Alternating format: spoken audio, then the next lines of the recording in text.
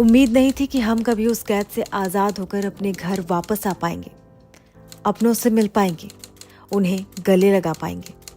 पर आज हम आज़ाद हैं। हमारी आंखों में ये आंसू खुशी के हैं। इनका मोल हमसे ज़्यादा कोई और नहीं समझ सकता है। हमास की कैद से रिहा किए गए 3 बंधकों के मन में अपने वतन वापसी के दौरान यही बातें चल रही होंगी, और हो भी क्यों ना। आखिरकार उन्होंने बीते 15 महीने से जो कुछ भी झेला है, उसे देखते हुए उनके लिए अपने घर फिर से वापस आना किसी सपने के साकार होने जैसा है। इस युद्ध विराम समझौते के तहत इजराइल ने फिलिस्तीन के 90 कैदियों को रिहा किया है। ये सभी कैदी कई सालों के बाद अपने परिजनों से मिले।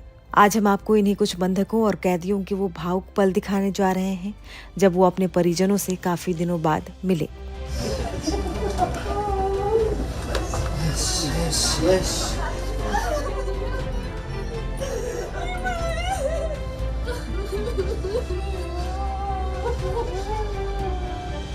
हमास की कैद से रिहा हुई ब्रिटिश इजरायली एमिली डमारी दक्षिणी इजराइल में IDF कैंप में अपनी मां से मिली। एमिली की मां की तरफ से जारी एक बयान में कहा गया कि 471 दिनों के बाद एमिली आखिरकार घर लौट आई है। मैं उन सभी का शुक्रिया अदा करना चाहती हूँ जिन्होंने इस भयावह घटना के दौरान एमिली के लिए लड़ाई जारी रखी और जिन्होंने उसका नाम लेना कभी बंद नहीं किया। इजराइल, ब्रिटेन, अमेरिका और दुनिया भर में एमिली को घर वापस लाने के लिए आपका शुक्रिया। डोरोन स्ट्रीनबेचर 471 दिनों बाद हमास की कैद में रहने के बाद अपनी मां से मिली। डोरोन के परिवार की तरफ से जारी एक बयान में कहा गया है कि 471 मुश्किल दिनों के बाद हमारी डोडो आखिरकार हमारे पास लौट आई है। उन सभी लोगों के प्रति हम अपना हार्दिक आभार व्यक्त करना चाहते हैं जिन्होंने इस मुश्किल सफर में हमारा साथ दिया।